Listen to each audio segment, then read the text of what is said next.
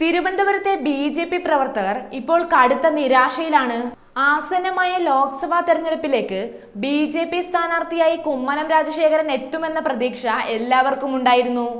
പക്ഷെ പ്രവർത്തകരെ നിരാശരാക്കുന്ന വാർത്തയാണ് ഏറ്റവും ഒടുവിലായി എത്തുന്നത്.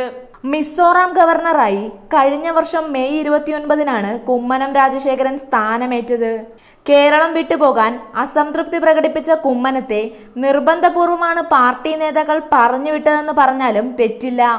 ഇപ്പോൾ വരുന്ന തെരഞ്ഞെടുപ്പിന് വേണ്ടി കുമ്മനം രാജശേഖരനെ തിരികെ കേരളത്തിലെത്തിക്കാനുള്ള ശ്രമങ്ങളാണ് നടന്നുവരുന്നത്. കാരണം ശബരിമല വിഷയം നൽകിയ ഉണർവ് വോട്ടായി മാറണമെങ്കിൽ തിരുവനന്തപുരം മണ്ഡലത്തിലെ സ്ഥാനാർത്ഥിയും കരുത്തനായിരിക്കണമെന്ന് പാർട്ടി നേതൃത്വം കരുതുന്നു.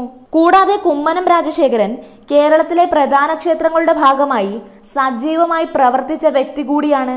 കഴിഞ്ഞ നിയമസഭാ തെരഞ്ഞെടുപ്പിൽ വട്ടിയൂർക്കാവ് മണ്ഡലത്തിൽ നിന്ന് 43,700 വോട്ടുകൾ നേടി കുമ്മനം രാജശേഖരൻ 2ാം സ്ഥാനത്തെത്തി.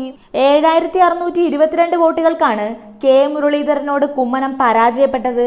ഇതുകൊണ്ടാണ് തിരുവനന്തപുരത്ത് ബി.ജെ.പി. സ്ഥാനാർത്ഥിയായി കുമ്മനത്തെ നിർത്താൻ നേതാക്കൾ ആഗ്രഹിക്കുന്നതും.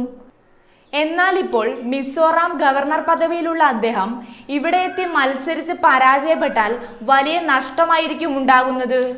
അതായത് പിടിച്ച കൊമ്പും ചവിട്ടിയ കൊമ്പും നഷ്ടപ്പെടുമെന്ന് സാരം.